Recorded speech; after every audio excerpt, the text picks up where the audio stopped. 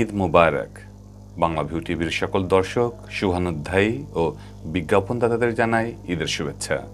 সুপ্রিয় দর্শক শ্রোতা, আমন্ত্রণ জানাচ্ছি বাংলা ভিউ রাতের সংবাদে। সংবাদ আয়োজক নিয়ে বার্তা কক্ষে রয়েছি আমি সত্যজিৎ সিংহ। শুরুতেই জানিয়ে দিচ্ছি লতিফ ট্রাভেলস সংবাদ শিরোনাম।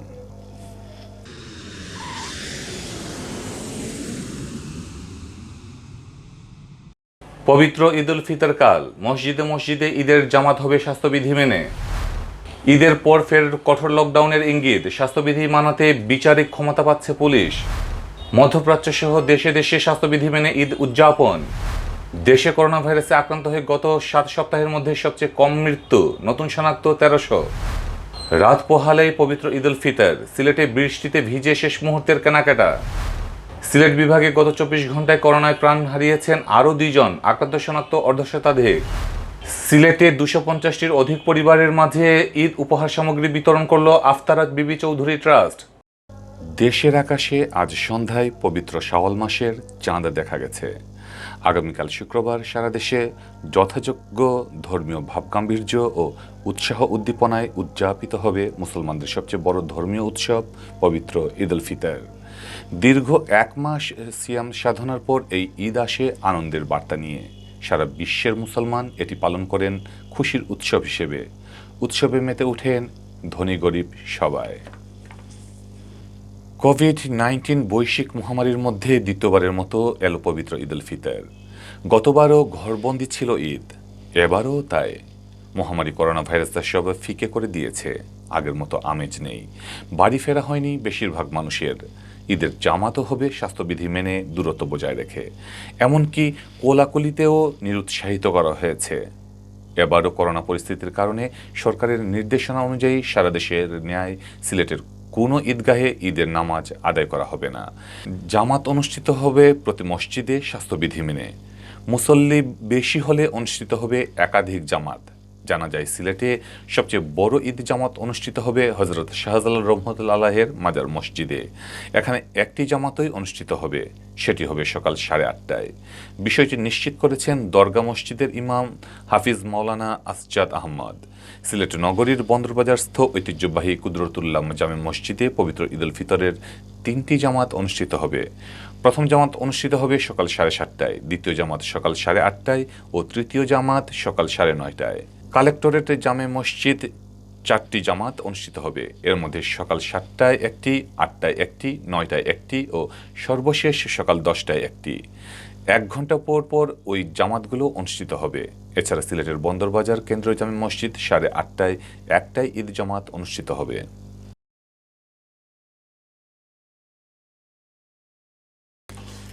দেশে মহামারী করোনা সংক্রমণ ঠেকাতে আগামী 16 মের পর থেকে আরও 1 দফা বাড়াতে পারে লকডাউন।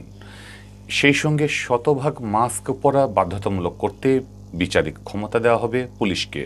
আজ বৃহস্পতিবার জনপ্রশাসন প্রতিমন্ত্রী ফরহাদ হোসেন গণমাধ্যমকে এ ধরনের ইঙ্গিত দিয়েছেন। এর আগে মঙ্গলবার বিকালে জনপ্রশাসন প্রতিমন্ত্রী ফরহাদ হোসেন বলেন, দেশে ভারতীয় ভ্যারিয়েন্ট পাওয়া গেছে, এটা ঝুঁকির মধ্যে ফেলতে পারে। সংক্রমণ এড়াতে আরও কঠোর সিদ্ধান্ত নেওয়া হচ্ছে। কোভিড-19 সংক্রমণ আরও মৃত্যুর ঊর্ধ্বগতি রুখতে সারা দেশে গত 5 এপ্রিল থেকে শুরু হয় 7 দিনের লকডাউন। লকডাউন শেষে 2 দিন বিরতির পর গত 14 এপ্রিল ভোর 6টা থেকে 8 দিনের কঠোর লকডাউন শুরু হয়। সেই মেয়াদ শেষ হয় গত বুধবার 21 এপ্রিল মধ্যরাতে। তবে করোনা সংক্রমণ পরিস্থিতির উন্নতি না হওয়ায় লকডাউনের মেয়াদ 28 এপ্রিল মধ্যরাত পর্যন্ত বাড়ানো হয়। পরে লকডাউন বাড়ানো হয় 5 মে পর্যন্ত। এরপর গত 3 মে মন্ত্রিপরিষদের বৈঠকে আবারও লকডাউন বাড়িয়ে আগামী 16 মে পর্যন্ত বহাল রাখার সিদ্ধান্ত নেওয়া হয়। সৌদি আরব সহ মধ্যপ্রাচ্যে আজ বৃহস্পতিবার উদযাপিত হচ্ছে ঈদ উল ফিতর। মধ্যপ্রাচ্যের অন্যান্য দেশের পাশাপাশি মালয়েশিয়া, ইন্দোনেশিয়া, ফিলিপাইন ও সিঙ্গাপুরেও ঈদ হচ্ছে আজ। করোনা ভাইরাসের পরিস্থিতিতে গতবারের মতো এবারও স্বাস্থ্যবিধি মেনে ও বিধিনিষেধের মধ্যে হচ্ছে ঈদ। ভাইরাসের থেকে নিরাপদ থাকতে সুরক্ষা ও সামাজিক দূরত্বের বিষয়টিকে গুরুত্ব দিয়ে অন্যরকমভাবে উদযাপিত হচ্ছে ঈদ উল ফিতর উৎসব। গত মঙ্গলবার সৌদির আকাশে পবিত্র শাওয়াল মাসের চাঁদ দেখা যায়নি, যার কারণে গতকাল বুধবার রমজান মাসের 30 দিন পূর্ণ হয়। আর আজ দেশগুলোই ঈদ উল ফিতর উদযাপিত হচ্ছে। একই সঙ্গে পশ্চিমা বিশ্বের দেশগুলোতেও আজ ঈদ উল ফিতর উদযাপন করা হচ্ছে।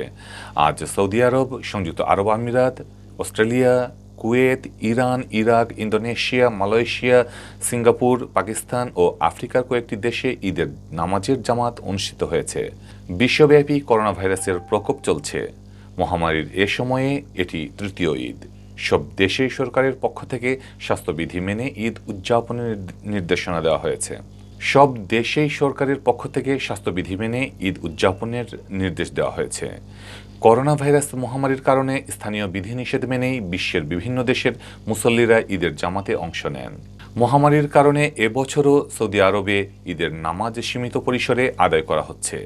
দুবাইয়ের মুসল্লিরা করোনা বিধিনিষেধ মেনে উন্মুক্ত মাঠে নিজ নিজ জায়নামাজ নিয়ে ঈদের নামাজে অংশ নেন।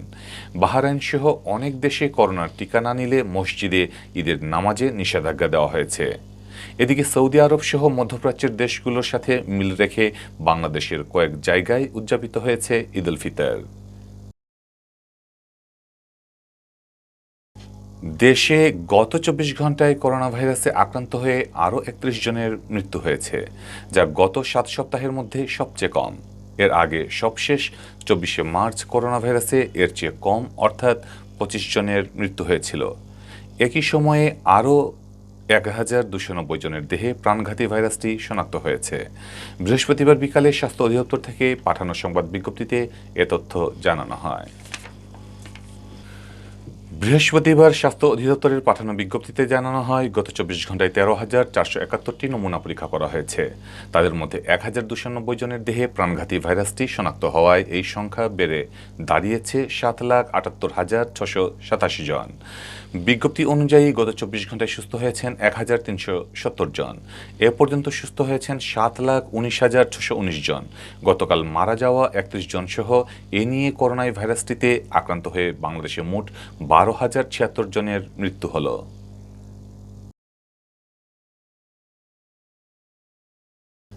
রাত পোহালেই ঈদ। আগামীকাল শুক্রবার পবিত্র ঈদ উল ফিতর উদযাপিত হবে সারা দেশে।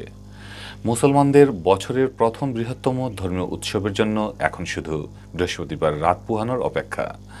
আজ বৃহস্পতিবার দুপুরের পর থেকে সিলেটের নগরীতে থেমে থেমে চলছে বৃষ্টির রাজত্ব। গুড়ি গুড়ি বৃষ্টি উপেক্ষা করে অনেকে সেরে নিচ্ছেন শেষ মুহূর্তের কেনাকাটা। ঈদকে সামনে রেখে করোনা ভাইরাস আতঙ্কে তোয়াক্কা না করে সিলেটে গত কয়েকদিন যাবৎ চলছে ঈদ শপিং।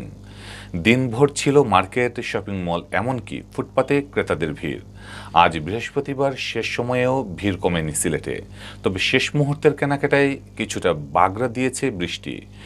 রমজানের শুরুতে লকডাউনের কারণে ঈদের কেনাবেচা না হলেও বিধিনিষেধ শিথিল করে মার্কেট খুলে দেওয়ার পর জমজমাট হয় ঈদের কেনাকাটা। সিলেট নগরীর বিপণী বিতান, ফ্যাশন হাউস, শপিং মলগুলোতে তিল ধারণের ঠাঁই ছিল না গত কয়েকদিন।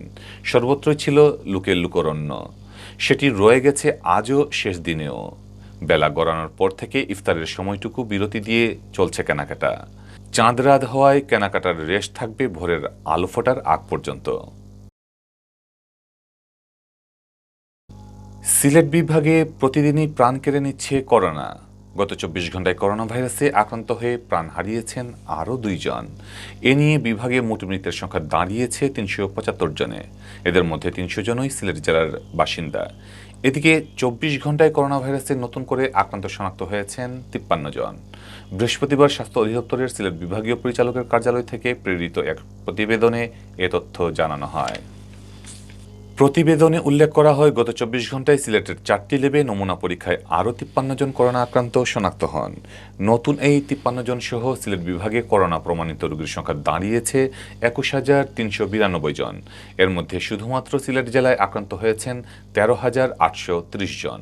এছাড়া সুনামগঞ্জে ২,৭৬১, হবিগঞ্জে ২,৪২৯ ও মৌলভীবাজারে ২,৩৭২ জন করোনায় আক্রান্ত শনাক্ত হয়েছেন। এদিকে গেল ২৪ ঘন্টায় সুস্থ হয়েছেন আরও ১১৬ জন। এ নিয়ে সিলেট বিভাগে সুস্থ হওয়ার সংখ্যা দাঁড়ালো মোট ২০,২৪৮ জন। গত ২৪ ঘন্টায় সিলেট জেলায় হাসপাতালে ভর্তি হয়েছেন ৮ জন করোনা আক্রান্ত রোগী। সব মিলিয়ে সিলেট বিভাগের বিভিন্ন হাসপাতালে চিকিৎসাধীন রয়েছেন ২০৫ জন। গত ২৪ ঘন্টায় সিলেট বিভাগে করোনা ভাইরাস যে দুজনের প্রাণ কেড়েছে তারা সিলেট জেলার বাসিন্দা। এ পর্যন্ত সিলেট বিভাগে করোনায় মৃত্যুর সংখ্যা ৩৭৫ জন। এর মধ্যে সিলেট জেলার ৩০০, সুনামগঞ্জের ২৮, হবিগঞ্জের ১৮ ও মৌলভীবাজার জেলার ২৯ জন রয়েছেন। সিলেট নগরীতে মরহুমা আফতারা বিবি চৌধুরী ট্রাস্টের পক্ষ থেকে ঈদ উপহার সামগ্রী বিতরণ করা হয়েছে। এক অনুষ্ঠানের মাধ্যমে শিশু সনদ রোড, বাগবাড়ি, পশ্চিম কাজল শাহ, নরসিংটিলা এলাকার ২৫০টির অধিক পরিবারের মাঝে এসব ঈদ উপহার সামগ্রী বিতরণ করা হয়। বৃহস্পতিবার সিলেট নগরীর বাগবাড়ি শিশু সদন রোডের আফতারা প্যালেসে আয়োজিত অনুষ্ঠানে প্রধান অতিথির বক্তব্য রাখেন সাবেক সচিব মাহবুবী জামিল। ট্রাস্টের চেয়ারম্যানের পুত্র সুনা রাজা চৌধুরীর সভাপতিত্বে ও আরিফ আহমদ পলাশ ও মোহাম্মদ কামরুজ্জামান দীপুর যৌথ পরিচালনায় অনুষ্ঠানে বিশেষ অতিথি হিসেবে বক্তব্য রাখেন সিলেট মহানগর আওয়ামী লীগের সাংগঠনিক সম্পাদক ডক্টর আরমান আহমদ শিপলু, শিশু সদন রোড পঞ্চায়েত কমিটির সেক্রেটারি অ্যাডভোকেট বেলাল আহমদ, নরসিংটিলা এলাকার উন্নয়ন কমিটির সভাপতি মইনুল হক চৌধুরী, আব্বাস আলী জামে মসজিদ কমিটির secretary engineer Rafiqul Islam, advocate Zahid Sarwar সবুজ, মাওলানা হারিস আহমদ, রফিকুল ইসলাম খোকন, সাইফুর রহমান ও ফারুক আহমদ চৌধুরী। এতক্ষণ দেখছিলেন বাংলা রাতের সংবাদ। সাথে থাকার জন্য ধন্যবাদ।